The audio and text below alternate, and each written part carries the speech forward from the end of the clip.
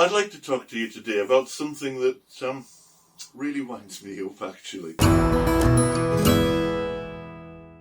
You see, probably like you, I've had to sit through many mandatory training courses on challenging behaviour or people who present in challenging ways, whatever the title might be. And to my mind, every single course that I've been on has failed in exactly the same way, right at the beginning, at the part where they define what they mean by challenging behaviour, because they give no workable definition. What you end up with usually are lists of examples of behaviour, like aggression, violence, shouting, non-compliance with medication, as though that's a challenge and not a right. They list types of behaviour, but they don't define what makes them challenging. So I'd like to present to you a definition, a two-part definition, which is this. First, challenging behaviour is behaviour that I disagree with. And secondly, it's behaviour with which I feel I need to intervene. And it's important that both of those criteria are met for it to be challenging. There are lots of behaviours that I disagree with, but which people have a perfect right to do, for example. That's not challenging behaviour, that's simply people disagreeing with me. And that's okay, let's face it, nobody put me in charge of everybody else's life. So the second criteria then really matters. Behaviour that I think I have to respond to be involved in. For example, it's pretty much a statistical certainty that somewhere in this country right now someone is being assaulted. And I don't like that behaviour. I don't do violence of any kind. I gave that up when I was a young man, because to me violence is almost never necessary or appropriate. Now, it's true that sometimes I'm involved in violent incidents at work, but that's always from the perspective of trying to reduce harm and violence, not trying to escalate it. Because violence to me is something that is pretty abhorrent, to be honest. Now, I'm currently sat at home in Cumbria. I am pretty sure that somebody somewhere in London is getting a kick in right now. There is nothing I can do about that. Therefore, although I dislike it, I'm not challenged by it. It's not a challenging behaviour as far as I'm concerned, because I have no role. I have no need to intervene. So one way that we don't need to intervene, and therefore behaviour is not to us challenging, is geography. But there's another, and one that is often much more relevant and important at work. It's often geographically close to us, but not within our sphere of responsibility. If people do things that we don't like, but they have a right to do them, that's not a challenging behaviour. It's just a choice. And we may not like it, but we have absolutely no right to intervene in it.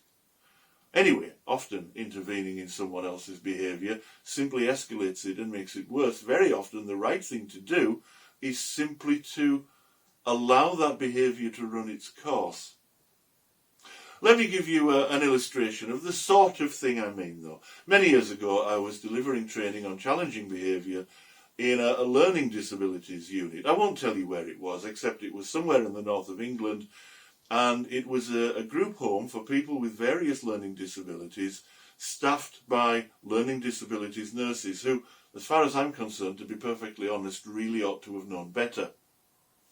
Now, one of these residents, an autistic man, used to stand in the communal area, which to all intents and purposes was the lounge in his home, and he used to stand and he used to spin round and round and round and round. And if left unattended, he'd do this for hours. He was bothering no one.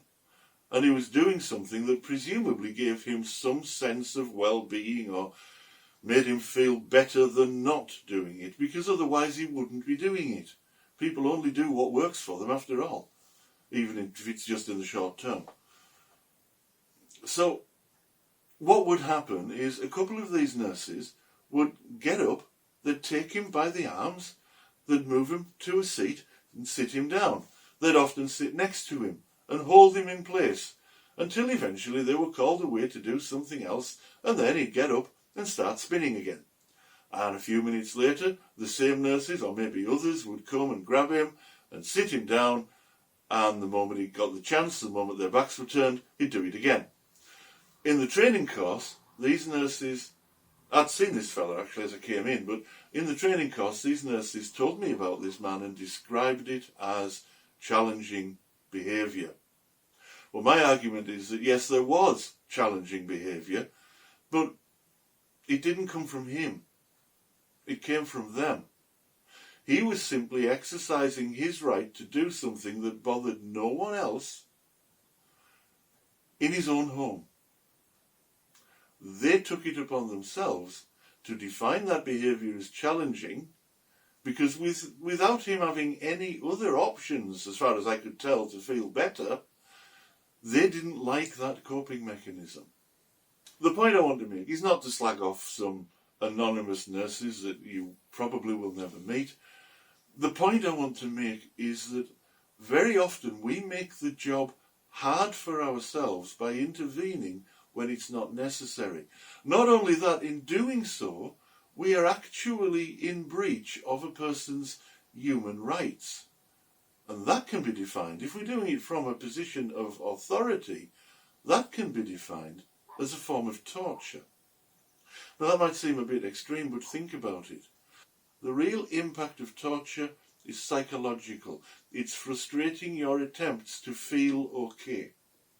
That's exactly what these nurses were doing, and it's exactly what many other nurses and other care workers do on a daily basis without even realising the harm that they're causing.